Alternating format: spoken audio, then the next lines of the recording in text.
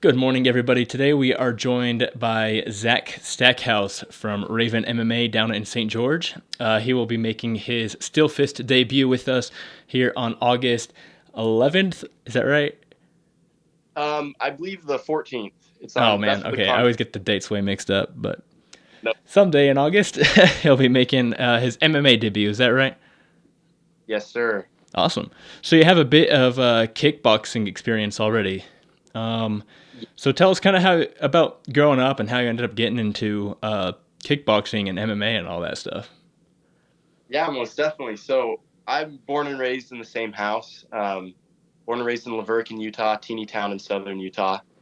Um, at 18, this kind of leads into I went and served a mission, and I came home a little early than planned because of COVID and different things like that.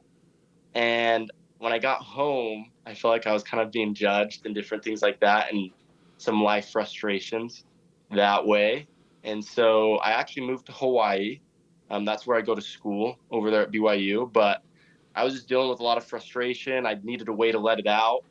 And someone mentioned to me that there was this little MMA gym on the North Shore of Oahu. And I was like, okay, I'll go check it out. And it was actually a garage that they turned into a gym. And so really, really like podunk ghetto. And I walked in, and that first day I got the living crap beat out of me. I'm not even gonna lie. It was awesome. It was great.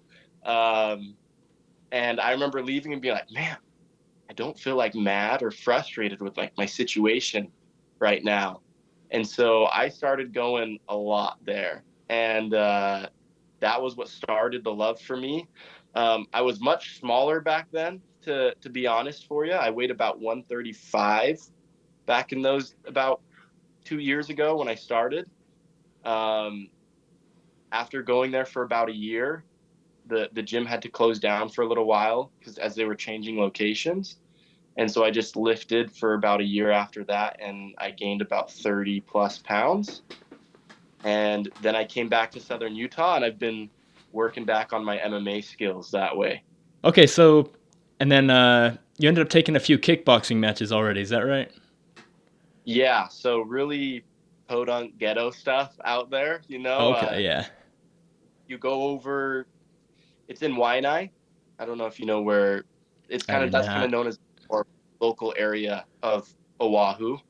Um, you go in there, they give you some gloves and you throw hands. And I'm not 100% sure to the legality of it, to be 100% honest with you, but it was very good learning. Very, very good learning.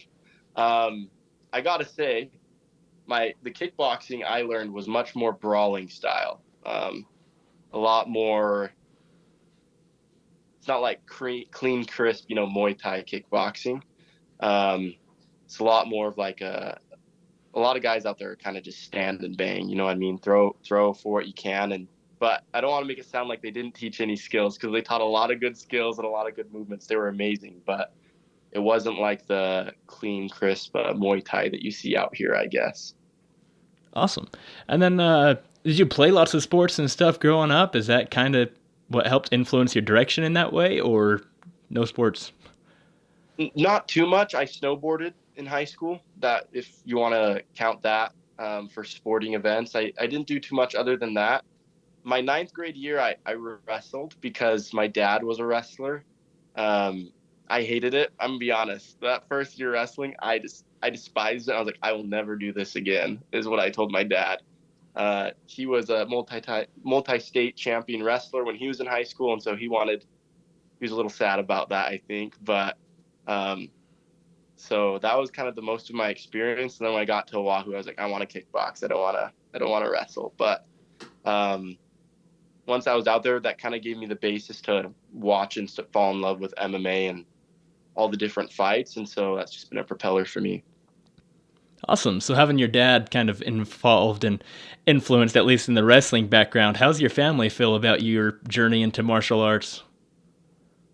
Um, you know, they're okay with it. They're okay with it in some ways. My mom doesn't love it, obviously. She's nervous about injuries and different things like that. And so she's more nervous on those aspects. I mean, I'm sure she would much rather have me be doing something that isn't throwing punches. Like if she found out I was just wrestling, she probably wouldn't care, which is kind of funny because I feel like wrestling was way worse on my body than what kickboxing was at times. But most of my siblings love it. They think it's fun and entertaining. Just some concern on my parents' end, which I guess is justified. They see only the worst of it online. So Awesome. Okay, so you got your, I guess, first most likely legal fight here, or most likely your first legal fight coming up. What do you know about your opponent? Have you paid much attention to him? yes, he has got some clean kickboxing, man. I've watched his first fight a good amount of time, Daniels, and so he's the dude he fought is now the amateur champion for that weight class now, correct? Yeah. Gotcha. And so that was we were watching that first round. He was amazing. That kickboxing was tight. He knocked him down 2 times. So definitely been practicing a lot on the feet. More for my brawling style was a lot more up in your face. So I've kind of become a little more defensive. I don't want to be taking those long shots from him. And those kicks, man, he sets up his hands very well with those high head kicks. That second knockdown where he threw the head kick and then followed it up with a two was pretty nasty. Oh yeah, I've sparred him a couple times a few years ago, and I thought my striking was pretty decent, but he definitely schooled me in that aspect back then. So he's definitely a pretty skilled fighter. Are you one of the fighters that you like to have as much information about your opponent as possible, or do you just kind of leave it to your coaches for the most part? I like knowing what my opponent has in store for me, honestly, and my coaches like we've sat down and we've talked about different ways and different things we think we could, get around with Daniel and find ways. Obviously, he's the taller fighter here, and he's going to have a much longer distance, and so we've talked about ways of closing the distance. I personally like knowing a little bit about my opponent going in, but at the end of the day, I trust my coaches. So if they feel like a part of what I'm thinking isn't good, I trust them completely and will do what they feel like is best. Awesome. And then you mentioned how once you returned from your mission, kind of your mental state wasn't all the way to where you wanted it to be. What do you think so far in your journey so far has been the hardest hurdle for you to pass, whether it be physical or mental? Oh boy, I would say it was definitely a mental hurdle. You know what I mean? Like being home at first early was like a frustrating thing, and I thought that it was something that everybody cared about. You know how when you're in those moments, you just exaggerate things, Yeah. and so that mental blocker was rough. And I remember multiple coaches talking to me, coaches here, and also my coach back in Hawaii. He was very much like, "Look, love standing and banging, but if you're only ever running on that anger, it won't do you too well in the end." And so, fixed a lot of that. Honestly, I'm very grateful for MMA and that stuff because it's figured out a long way to be able to hone my frustrations and be able to mentally overcome those hurdles. Definitely. Awesome. And then what are your plans with MMA going forward? Do you plan on going pro or just doing this as a hobby, or how does that all play out? Um, I'm not 100% sure. I'm still debating on a lot of things with that. I've done decent in kickboxing, you know what I mean, and done well there, but MMA is a whole different monster, you know what I mean? And so I want to step into this ring, feel how it goes, have the best time of my life is the plan, and from there make decisions. It's hard with school right now and being on in Oahu. There's not as many MMA fights out there, opportunities on that island as there are back here in the States. And so I'm definitely going to go back there though and hone more of my skills. I'm going to keep this going, and judging by how it's doing, I might dive in or step back. It's still in the air. I don't know how to explain that. Yeah, I understand. I get that, especially with school kind of throws a lot of things in life just for a loop by itself. So, all right. So you're training down at Raven MMA in St. George. You guys have a pretty solid team down there. I think Dustin Crawford. I believe he's retired now, but I don't know if he's still training with you guys from time to time. Super awesome guy.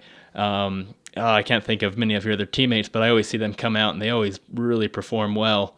How do you feel about your team over there? I mean, obviously, feel really good about them, but any up and comers we should be looking out for, and what kind of training you guys go through over there? Man, so I yeah, they're I love it out there. There's a couple fighters that I'm excited about. I'm really excited honestly for A Train. He I feel like didn't wasn't able to show his skill set in his first fight that he had. And um let me tell you, that man has got a noggin, dude. I have hit him so hard and he doesn't even like take a step back. Like I've landed shots that I'm like, I've, you know, knocked people over with this shot, no problem. And he'll hit him and he'll give me a little nod and step forward. And so I'm really excited for A Train's upcoming fight in September. I think once he clears up his ground struggles with stopping takedowns, I think he'll be a force to be reckoned with because that dude's chin, man, I don't know what it is about it because I feel like I've got some decent power in my hands and I've rocked it. And I'm like, how is this dude still walking forward towards me in my brain? I mean, I don't show it obviously when we're sparring hard, but I'm like, dude, you have got a chin. So I'm excited for him to be able to kind of redeem his first fight. And he's been working on the ground a good amount, trying to, get that takedown defense to help and prevent from getting taken down because he's got cardio, he's got a chin. I think if he can just figure out those ground game and just stop the ground attacks, I think he'll be a force to be reckoned with once he gets that rolling. Awesome. And I guess finally, what if you want to go into a little detail here? What have you learned about yourself over these past few months or years of combat sports training? Yeah, I would say you're a lot tougher than what you think. You know what I mean? Like, I feel like every time I train, I feel like I have a wall that I think I can't pass. And then you break that wall and you see a new wall and you still have to keep breaking those walls. Um, my first 6 months training over there, being a 130-pound kid and getting set in front of a 300-pound Polynesian to spar was something that I remember being like, I can't do this. Like, you know what I mean? Like, what are you doing? And then, I survived those 3 minutes. Granted, it was survival for those first few sparring sessions, but that's what I've learned is you're way tougher than what you think you are. And those mental blocks, honestly, you can break them. And those physical blockers that you think as well. Um, I feel like I keep hitting a wall and I'll be like, oh man, I don't know if I can do this. And then you break it and you're just like, oh, you know what I mean? And so that's been something that I've been loving about it is just those seeing what my body can handle and what it can push through. Awesome. And then really, that's all the questions that I have for you. So now the mic is yours. Any friends or family you want to thank, or shout outs, or anything else you want to talk about? Oh man, I just got to say I'm super grateful for Raven and these people down here in Southern Utah, Raven MMA and Travis for helping me and supporting me because they didn't know me super well when I came in. I've only been here for like 2.5 months training at Raven, 2.5, 3, and the trust that they have in me and the ability that they're like, you know what, like, yeah, let's get you. We're okay with you fighting. You know, I mean, I've loved that aspect of them and how positive and helpful they are with me. And then Blaine and Ikaika, they're my training partners back on Oahu, and they always made me better. They're killers, and I'm excited to see them. I think they'll both make it extremely far, and maybe um, pro that way. So yeah. Well, Blaine's fighting pro. I think Blaine can go UFC, and I think the same thing with Ikaika. So they're dogs, man. That's awesome. Cool. Well, thanks for joining me, and I look forward to seeing your fight. So, Thank you. best of luck to you, and I will see you around. Alrighty, I'll see ya. Thank you so See much. you later, man.